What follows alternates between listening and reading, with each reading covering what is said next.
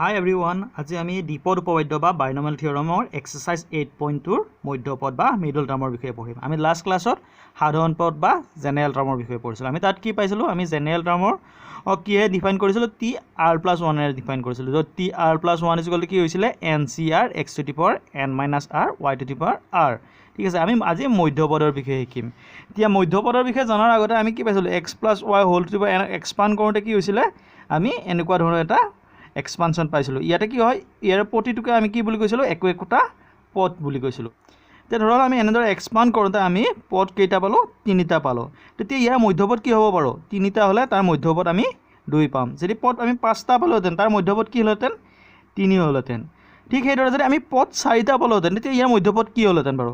ইয়াতে আমাৰ direct middle term নাই। তেতিয়া আমি কি কৰোঁ? ইয়াৰে মাজৰ দুটাক আমি মিডল টাৰ্ম বুলি ধৰোঁ। তেতিয়াহ'লে ইয়াৰ মিডল টাৰ্ম কি হ'ল হয়? 2 আৰু 3 হ'ল হয়। ইয়াতে যদি পদ 6টা হ'লে তেতিয়া মিডল টাৰ্ম কি হ'ল হয়?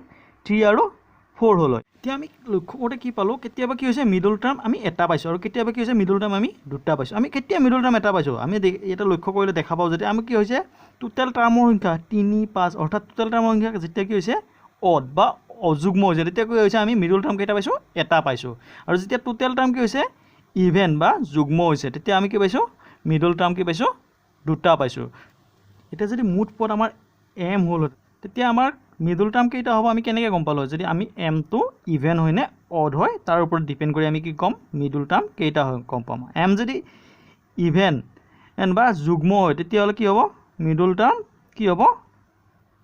দুটা হ'ব। আৰু যেতিয়া এম অড হ'ব তেতিয়া কি হ'ব? অড বা অযুগ্ম তেতিয়া কি হ'ব? মিডল টাৰ্ম কেইটা হ'ব? এটা হ'ব। ঠিক আছে, এতিয়া এমটো কিহৰ ওপৰত ডিপেণ্ড কৰে বাৰু? আৰু ইয়াতে যে টাৰ্মৰ সংখ্যা সেইটো কিহৰ ওপৰত ডিপেণ্ড কৰে? ইয়াতে থকা ঘাতটোৰ ওপৰত ডিপেণ্ড কৰে অৰ্থাৎ এনৰ ওপৰত ডিপেণ্ড কৰে। গতিকে কি হ'ব? এমটো ইভেন কেতিয়া হ'ব? যেতিয়া এনটো কি হয়? এনটো অড হয়। অৰ্থাৎ কি হয়? এনটোত অড 3 হ'লে এম কি হ'ব? 4 হ'ব। গতিকে এন অড হ'লে এম ইভেন হ'ব। আকৌ সেইদৰে যদি এন ইভেন হয়, এনটো ইভেন হ'লে কি হ'ব? ইভেন হ'লে এমটো কি হ'ব? অড হ'ব। আৰু কাৰণ আমি কি জানো? টোটেল পদৰ সংখ্যা ঘাতৰ সংখ্যাতকৈ 1 বেছি। ঠিক আছে, গতিকে আমি ইয়াৰ পৰা কি লিখিব পাৰিম? যেতিয়া এনটো অড হয় তেতিয়া কি হয়? মিডল টাৰ্ম কেইটা হয়? দুটা হয়। আৰু যেতিয়া এনটো ইভেন হয় তেতিয়া মিডল টাৰ্ম কেইটা হয়? 1 হয়। এতিয়া এন ইজুকেল টু 2 হ'লে এনটো যেতিয়া 2 হয় তেতিয়া মধ্যপদ মধ্যপদটো যদি আমি এম বুলি ধৰোঁ, এম কোনটো হ'ব? ইয়াৰ মধ্যপদ হ'ব 2 নম্বৰ পদটো। ঠিক সেইদৰে এন ইজুকেল টু 4 হ'লে ঘাতটো 4 হ'লে টাৰ্ম 5টা হ'ব। আৰু তেতিয়া মধ্যপদ কোনটো হ'ব? মধ্যপদ হ'ব 3 নম্বৰ পদটো। ঠিক সেইদৰে আমি পাম এন ইজুকেল টু 6 হ'লে মধ্যপদ কেই নম্বৰ টাৰ্মটো হ'ব? 4 নম্বৰ টাৰ্মটো। আৰু যদি আমি এনেকৈ যদি পাওঁ এন ইজুকেল টু এন হয় তেতিয়া আমি মধ্যপদ কোনটো হ'ব বাৰু?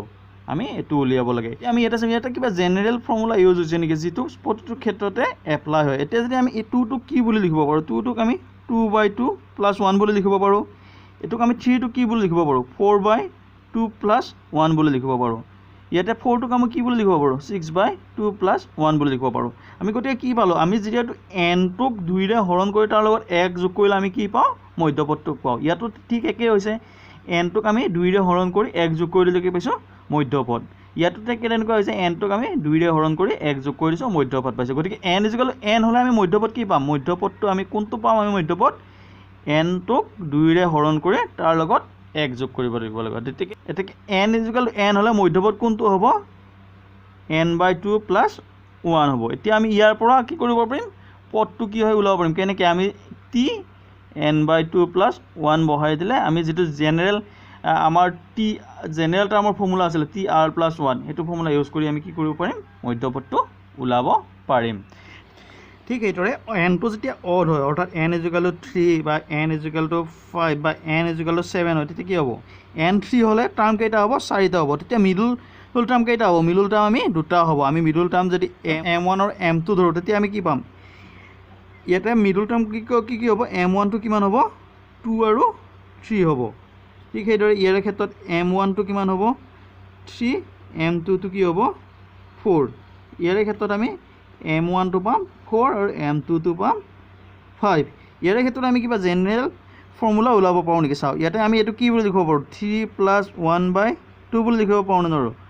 3 1 4 4 2 কৰিলে 2 ইয়াৰ ক্ষেত্ৰত হ'ব নহয় চাও ৰবাছো আমি 3 ই যোগ 1 না এটো কিবা 5 প্লাস 1 বাই 2 কিমান হ'ব 6 বাই 2 3 ইয়াৰ ক্ষেত্ৰত হয় নহয় 7 প্লাস 1 বাই 2 8 বাই 2 4 গতিকে আমাৰ সেকেন্ডটো কিমান হ'ব 3 প্লাস 1 বাই 2 প্লাস 1 ইয়াৰ ক্ষেত্ৰত 5 প্লাস 1 বাই 2 প্লাস 1 ইয়াৰ ক্ষেত্ৰত 7 প্লাস 1 বাই 2 প্লাস 1 গতিকে n ইকুয়াল টু n হলে আমি কি লিখিব পাৰিম গতিকে আমি ইয়াৰ পৰা কি লিখিব পাৰিম n ৰ ঠাইত যেতিয়া n হ'ব তেতিয়া আমি মিডল টাৰ্ম প্ৰথম মিডল টাৰ্মটো কি পাম m1 ইকুয়াল টু কি পাম n প্লাস 1 বাই 2 আৰু দ্বিতীয় মিডল টাৰ্ম কোনটোত পাম আমি m2 যত m2 ৰ ভ্যালু কিমান হ'ব n প্লাস 1 বাই 2 প্লাস 1 গতিকে আমি m1 পদটো আৰু m2 পদটো আমাৰ মিডল টাৰ্ম হ'ব m1 পদটো কি হ'ব t m1 আৰু m2 টো কিমান হ'ব t m2 গতিকে এটা আমাৰ কি হ'ব মিডল টাৰ্ম t m1 আৰু t m2 এটা আমাৰ মিডল টাৰ্ম হ'ব যেতিয়া কি হয় n2 কি হয় অড হয় গতিকে আলটিমেটলি আমি কি পালো x + y whole to the power n ৰ মিডল টাৰ্মটো কি হ'ব n ৰ ওপৰত ডিপেন্ড কৰিব যত n যদি কি হয় যুগ্ম বা ইভেন হয় তেতিয়া কি হ'ব মিডল টাৰ্ম এটা মিডল টাৰ্মটো হ'ব n/2 + 1 ঠিক হৈদৰে যেতিয়া n টো কি হ'ব n টো যেতিয়া অযুগ্ম বা অড হ'ব তেতিয়া কি হ'ব মিডল টাৰ্ম আমি দুটা পাম এই দুটা কি পাম এটা হ'ব n + 1 বাই যদি m1 এটা মিডল টাৰ্ম n + 1 বাই 2 + 1 আৰু এটা হ'ব m2 টো কি হ'ব n + 1 বাই 2 ঠিক আছে এটা আমাৰ থিওৰেম এটো আমাৰ থিওৰেম আমি ইয়াক এপ্লাই কৰি এতিয়া অনুশীলনী এক্সাৰসাইজৰ অংক কৰিম আমাৰ এক্সাৰসাইজ 8.2 7 নম্বৰ কোৱেশ্চনটোত কি দিয়া আছে বিস্তাৰৰ মধ্যপদ উলিওৱা find the middle term in the expansion of 3 - x³ / 6 whole to the power 7 এতিয়া আমি কি জানো মধ্যপদৰ ক্ষেত্ৰত মধ্যপদটো এটা হ'ব না দুটা হ'ব আমি কি হ'ব পৰা গম পাও ইয়াৰে ঘাতটোৰ পৰা গম পাও এই যেটো ঘাতটো ও যুগ্ম বা ইভেন হল তেতিয়া কি হল মধ্যপদ এটা হল ইয়াতে যেটো ঘাতটো কি 7 আছে গটিকে ই অযুগ্ম বা অড গটিকে মধ্যপদ কেইটা হ'ব দুটা হ'ব গটিকে আমি কি লিখো আমি লিখো ধৰা হল মধ্যপদ দুটা পোৱা যায় m1 আৰু m2 টম পদন গটিকে আমি কি পাম m1 ইকুয়াল কি পাম আমি জানো যে কি হয় মিডল টার্ম দুটা কি হয় যদি অড হয় তেতিয়া মিডল টার্ম m1 কি হয় n1 + 1 বাই 2 আৰু m2 টো কি হয় n + 1 বাই 2 + 1 গটিকে m1 টো কি হ'ব ইয়াতে n ৰ ঠাইত কি আছে 7 + 1 বাই 2 গটিকে কি হ'ব এটো 4 আৰু ঠিক এইদৰে m2 টো কি হ'ব 7 + 1 বাই 2 + 1 গটিকে এটো 4 + 1 5 গটিকে এতিয়া আমাৰ মিডল টাৰ্ম কিটা ওলাব লাগিব গটিকে মিডল টাৰ্মটো কি হ'ব আমাৰ মিডল টার্ম হ'ব এটা therefore t4 টো আমি কেনেকে আমি ইয়াতে কি হয় মিডল টার্ম ওলাবলৈ কি হ'ব tr + 1 ফৰ্মত লিখিব tr + 1 কি হয় ncr x to the power n - r y two the power r ঠিক আছে ইয়াতে r ৰ জায়গা tf4 টো কি বুলি লিখিব 3 + 1 গটিকে এটো কি বুলি লিখিব পাৰিম ইয়াতে কি হৈছে r ৰ জায়গাত আমি কিমান পাইছো 3 n ৰ জায়গাত 7 আছে x কি আছে 3 আছে আৰু y ঠাইত কি আছে -x³ / 6 গটি এখিনি বহাই দিলে পাম আমি 7c3 3 to the power 7 - 3 into -x³ / 6 whole to the power 3 এটো কিমান হ'ব 7c3 কেম কি বুলি লিখিব পাৰো 7 * 6 * 5 / 3 * 2 * 1 তো 3 টু দি পাৱাৰ 4 এটো যেতিয়া মাইনাস আছে আৰু ইয়াৰ ওপৰত কি হয় পাৱাৰটো অড হয় গটিকে এটো কিমান হ'ব -1 এটো x টু দি পাৱাৰ 9 এটো কি লিখিব 2 * 3 হোল টু দি পাৱাৰ 3 লিখিব পাৰিম এটো কি হ'ব 3 * 6 6 কাটাই গল 35 * 3 টু দি পাৱাৰ 4 এটো মাইনাস আছে গটি আগত মাইনাস আহিব x to the power 9 by 2 cube * 3 cube ইয়াৰে পাৱাৰটো কাটা যাব গটিকে কি হ'ব -35 * 3 105 বাই তো 8 x টু দি পাৱাৰ 9 ঠিক আছে এতিয়া আমি t4 টাৰ্মটো পালো গটি আৰু ইয়াৰ পিছত আমি কি কৰিব লাগিব t5 ওলাব লাগিব t5 টো কিমান হ'ব t5 টো আমি কি লিখিম t4 + 1 গতিকে আমি ইয়াতে এক্স এইকেইটা মান পাইছোঁ আমি ইয়াতে এইটো বহাই দিলে কি পাম এনৰ ঠাইত কি আছে 7c আৰৰ ঠাইত 4 আছে এক্সৰ ঠাইত 3 আছে whole to the power 7 minus 4 y ঠাইত আমাৰ কি আছে minus x cube by 6 whole to the power 4 এইখিনি ভেলুটো ওলালে 7c4 কি 7 into 6 into 5 into 4 by 4 into 3 into 2 into 1 আৰু এইটো কি হ'ব 3 কিউব ইয়াতে ঘাতটো যুগ্ম আছে গতিকে এইটো পজিটিভ হ'ব x cube whole to the power 4 2 into 3 whole to the power 4 গতিকে এইটো কিমান হ'ব এইটো 4 কাটা গ'ল 3 দুগুণ 6 কাটা গ'ল ঠিক আছে এইটো ওপৰত কিমান থাকিলে 35 বাই এইটো 1 into 3 cube x two the power 7 12 2 two the power 4 into 3 to the power 4 এইটো কি হ'ব এতিয়া ইয়াৰে এইটো কাটা যাব গতিকে কিমান হ'ব 35 থাকিলে ওপৰত এইটো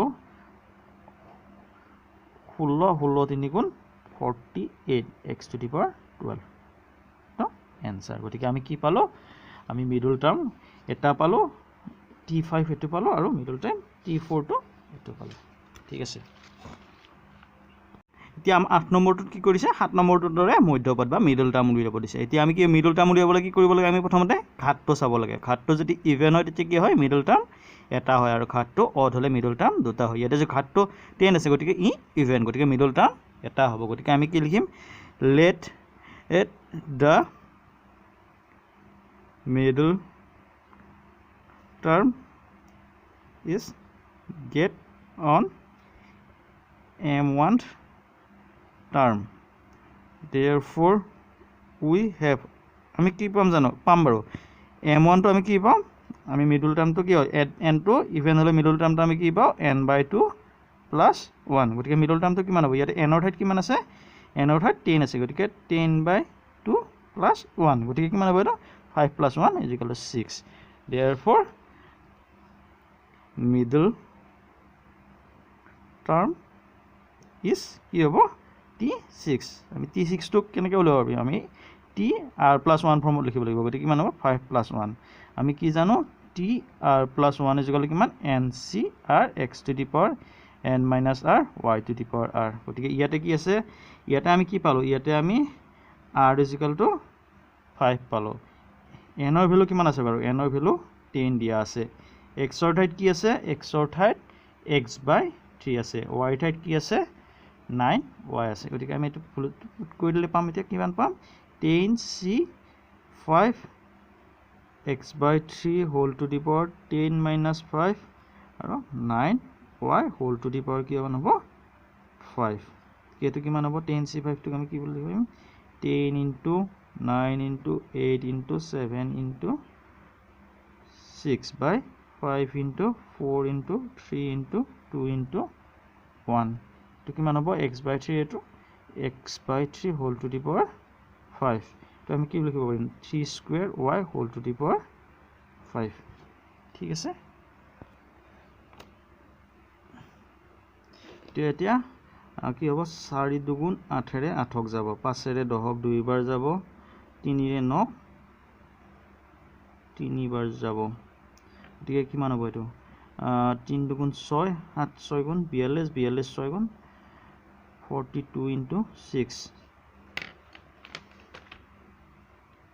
x into x to the power 5 by 3 to the power 5 into 3 to the power draw y to the power 5 equal to